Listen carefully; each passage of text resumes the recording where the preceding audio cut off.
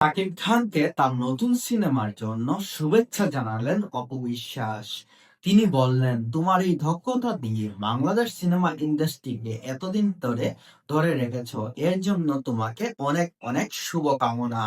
তোমার আসছে নতুন সিনেমাগুলোর জন্য অনেক শুভকামনা। কারণ তুমি বরবাদ, তুফান এইসব সিনেমা দিয়ে বাংলা ইন্ডাস্ট্রিতে তুমি এতই জনপ্রিয় হয়ে উঠেছো।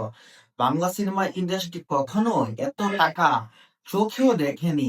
তোমার এই সিনেমাগুলো দিয়ে তুমি সিনেমা ইন্ডাস্ট্রি 10 কোটি, 12 কোটি, 50 কোটি, 80 কোটির ঘরেও তুমি পৌঁছে গিয়েছো প্রিয়তমা দিয়ে। কিন্তু বাংলাদেশ ইন্ডাস্ট্রিতে আগে কখনো এত হিট কালেকশন কেউই দিতে পারেনি। তাই তোমার আসন্ন আসছে যে সিনেমাগুলো 2026 সালের ঈদে, তার জন্য তোমাকে অনেক অনেক শুভকামনা। প্রিন্স টিমের জন্য তোমার অনেক অনেক শুভকামনা। আমি জানি তুমি খুব ব্যস্ত সময় পার করছো, তাই হয়তো তুমি যখন দেশে ফিরবে হয়তো খুব ভালো একটা নিউজ বা ভালো খবর নিয়েই দেশে ফিরবে।